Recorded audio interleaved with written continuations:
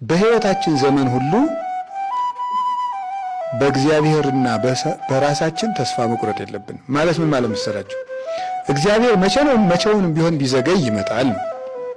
በራሳችን ተስፋ መቁረጥ የሌለብን ደግሞ እኔ መቼም አልለወጥም አይባልም። እኔ አልለወጥም አይባልም። እኛ የሰራነውን ግፍ የሚሰሩ ሰዎች ሁሉ ተለውጠው አይተናቸዋልና አይተናቸዋል። የሚሰርቅ ቢኖር ብዙ ሌቦች ተለውጠዋል። ሊቀሙ የመጡ ሰዎች ነፍሰ ገዳይ ቢሆን ወንበዴው ተመልሷል። ቅዱስ ጳውሎስ ተመልሷል። የጥርጥር ችግርም ካለብን ደግሞ ቅዱስ ጴጥሮስን መልሶታል። ሁላችን እንመልሳለን። በዝሙት የሚፈተን ካለ ስንቶቹን እነ ማርያም መግደላዊት፣ እነ ሙሴ ጸሊም፣ እነ ማርያም ግብፃዊት። ማርያም ግብፃዊት አሁን ኢየሩሳሌም ስትሄድ ራሱ ምንድን ነው ያደረገች? ወደ ኢየሩሳሌም ስትሄድ ራሱ ወደ ለዝሙት ነበር የምትሄደው። ኢየሩሳሌም ለመሳለም የመርከብ አሳፋሪዎች ብር ስጭን ሲሏት ምንድን ነው ብር የለኝም በምትኩ ከኔ ጋር ተኙ ነው ያለቻቸው። እንደዚህ ያደረገች ዳኳን እግዚአብሔር ኢየሩሳሌም ውስጥ ምሕረት ሰጥቷታል።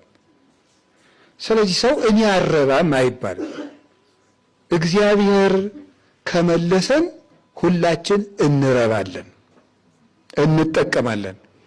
ሰው ተስፋ ሲያጣ ከሃይማኖት ይወጣል እና ተስፋን አትጧት። በጣም ተስፋ ማጣት ከክደትም የበረታ ነው።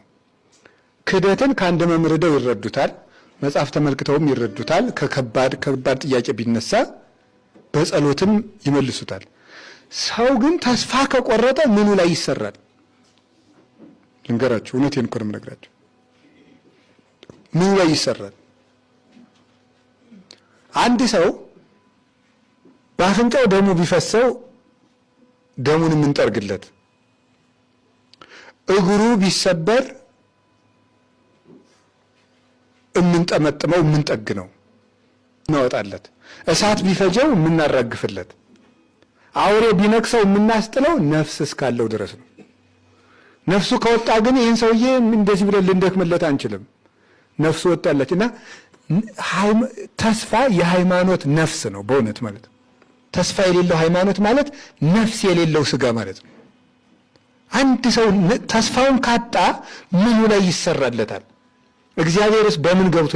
እግዚአብሔር ራሱ ወደኛ የሚገባበት በር እኮ በተስፋ ነው። እኛን ተስፋ ስናደርገው ነው። ተስፋ ከቆረጥንበት በምናችን በኩል ወደኛ ይገባል። ስለዚህ እነዚህ ሰዎች ያጡት ተስፋ፣ ትዕግስት፣ እምነት፣ እነዚህን ነገሮች አጥተው ነው የሄዱት። ከቃሉ ጋር